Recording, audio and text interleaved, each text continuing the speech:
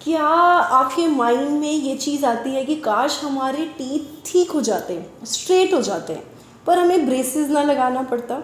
So my answer is yes. Today in the modern time where every field advancement is happening, so in dental too. तो dental में भी इतनी technologies आ गई हैं कि अब बिना ब्रेसेस के भी आपके दांत ठीक हो सकते हैं, सीधे हो सकते हैं. एंड वी कॉल इट इनविजिलाइंस, और लेमन में इसे इनविजिबल ब्रेसेस भी लोग बोल देते हैं.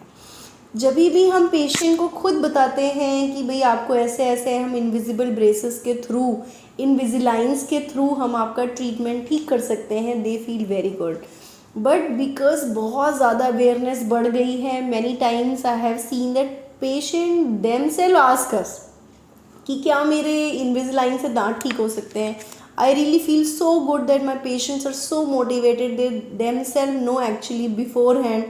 Before I tell them, they only to tell me कि हमारे Invisalign से आप क्या दांतों को ठीक किया जा सकता है.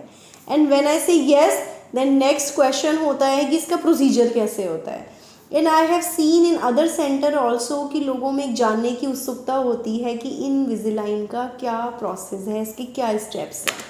So to solve those queries only it came into my mind कि एक ऐसा मैं वीडियो बनाऊँ जिसमें जो मेरे पेशेंट्स हैं या उनके नियर एंड डियर हैं, अगर कोई भी इनविजिलाइंस कराना चाहते हैं तो उन्हें एक रूपरेखा सी पता हो, एक आइडिया हो कि भाई ब्रेसेस अगर आप नहीं लगवाना चाहते हैं और दांत सीधा कराने का मन है और आप इनविजिलाइंस कराना चाहते हैं तो उसके क्या स्टेप्स होते हैं. सबसे पहले तो मैं बताना चाहूँगी कि किसी भी ट्रीटमेंट प्रोसीजर के लिए केस सिलेक्शन एक डॉक्टर की जिम्मेवारी होती है. This is our moral duty that we should always select the right case. Every case is not meant for Invisalign. तो अगर आप इनविजिलाइंस करवाना चाहते हैं तो सबसे पहले आपको आपके रिस्पेक्टिव डेंटल सर्जन से या ऑर्थोडोंटिस्ट से या डेंटिस्ट से ये डिस्कस करना होगा कि क्या आपका केस एक अप्रोप्रिएट केस है इनविजिलाइंस के लिए. इफ़ दे से यस, सो उसके लिए जो स्टेप होता है वो होता है scanning. See what we do is, एक तो तरीका होता है कि आप क्लिनिक पे जाते हैं, आप डॉक्टर को बोलते हैं कि हम इनविजिलाइन कराना चाहते हैं. हमारे पास कुछ ट्रेज होती हैं, उन ट्रेज से हम आपका नाप लेते हैं जिसे हम इम्प्रेशन कहते हैं. उस इम्प्रेशन को हम लैब्स में भेजते हैं जहाँ पर ये इनविजिलाइन बनाए जाते हैं. वो उनकी एक डिजिटल स्कैनिंग करते हैं और स्कैनिंग के बाद they actually make the replica from that impressions. Means हमने आपका नाप लिया, वो नाप लैब में गया, लैब से उन्होंने उसकी डिजिटल स्कैनिंग की, एक रेप्लिका के थ्रू एक मॉडल बन गया. उस मॉडल वो उसी तरह से बन गया जैसे आपके दांत होते हैं. उसमें वो स्कैनिंग करके हमें क्लियर करते हैं कि yes this is the right case for Invisalign और not. This is a conventional method जिसमें हम आपको ये बताते हैं, क्लियर करते हैं कि इनविजिलाइन आपके लिए सूटेबल है या नहीं. सेकेंड होता है लाइक वी डू हियर, हम लोग बजाय इम्प्रेशन लेने के हम डायरेक्ट स्कैनिंग ही यहाँ कर देते हैं. Okay, so we have the scanner. Suppose आप आते हैं, हम इंट्राओरल स्कैनर लगाते हैं, रादर देन हम आपका नाप लें फिर उसको भेजें फिर वो स्कैन हो फिर उस तरह से हो, हम यही चेयर साइड आपके मुंह में स्कैनर लगा के धीरे धीरे स्कैनिंग से एक डिजिटल जो मॉडल का रेप्लिका है we replicate here in our computer only. So वो थोड़ा सा टाइम को सेव करता है, otherwise both the ways are pretty fine. जब हम चेयर साइड असेसमेंट कर लेते हैं, डिजिटल मॉडल बना लेते हैं, we get the replica of 3D model, then we send the mail to our lab person जो एक्चुअली अलाइनर्स को बनाते हैं. And then they actually confirm us that this case is basically fit for aligners or not. Means aligner के through हम इनके problems को correct करके इन्हें बेटर टीथ दे पाएंगे या नहीं. हम आपको जब क्लियर कर देते हैं और आप गो हेड कर देते हैं तो ये जो रेप्लिका बनता है ये आगे प्रोसीड कर दिया जाता है. उसके बाद आपको कंपनी हमें और हम आपको कुछ सेट्स प्रोवाइड कराते हैं जो इस तरह के होते हैं. These are aligners. इस तरह के अलाइनर हम आपको प्रोवाइड कराते हैं. What I do here, we have zero aligners. Zero aligner मतलब उसमें करेक्शन का कुछ नहीं होता है, ये केवल आपको कंफर्ट करने के लिए बनाए जाते हैं. तो सपोज़ ये ज़ीरो लाइनर है तो हम आपको दे देते हैं, आप 2 दिन 5 दिन 7 दिन इन लाइनर्स को पहनते हैं. खाना खाते हुए आपको ये निकालना होता है, ब्रश करते हुए आपको निकालना होता है.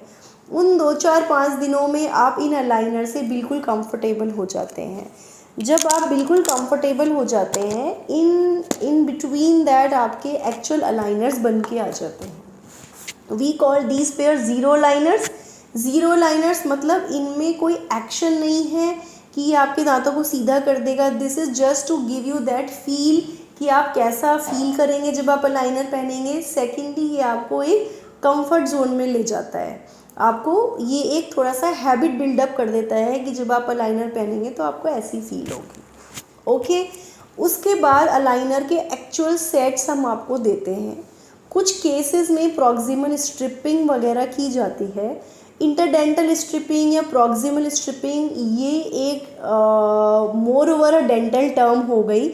अगर सिंपल लैंग्वेज में बोलेंगे तो दांतों में जो थोड़ा बहुत करेक्शन अगर कुछ करना होता है वो हम चेयर साइड कर देते हैं, डेंटल चेयर पे कर देते हैं और फिर आपको ये सेट्स घर पर पहनने के लिए दे दिए जाते हैं. आपको आपके डेंटिस्ट कुछ इंस्ट्रक्शंस बताते हैं, वो इंस्ट्रक्शंस आपको फॉलो करने होते हैं.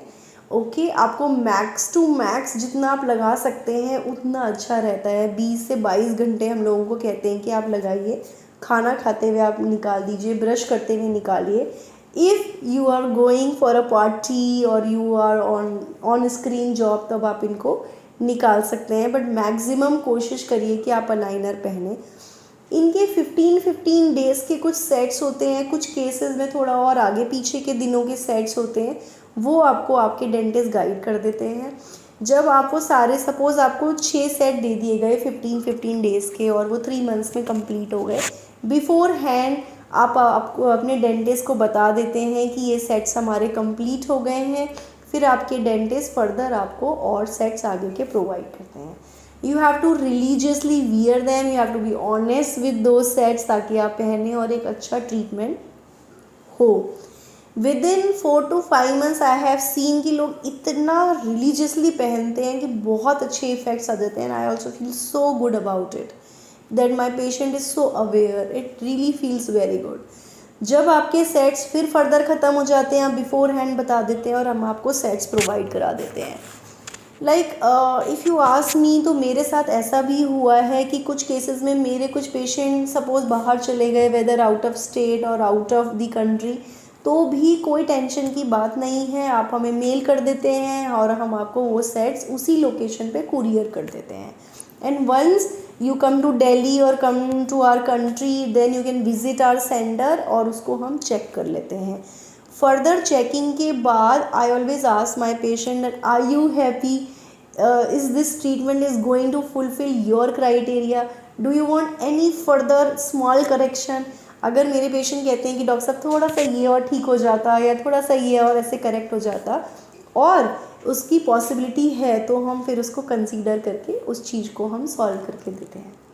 So this was the things which I try to cover regarding the procedure of aligners, क्योंकि बहुत सारे लोग इस तरह की क्वेरी करते हैं. आई होप एक रूपरेखा या एक कहना चाहिए एक मोटा मोटा आइडिया आप लोगों को हो गया होगा. If you are thinking about the aligners, you can have a brief small idea regarding the procedure. Thank you so much.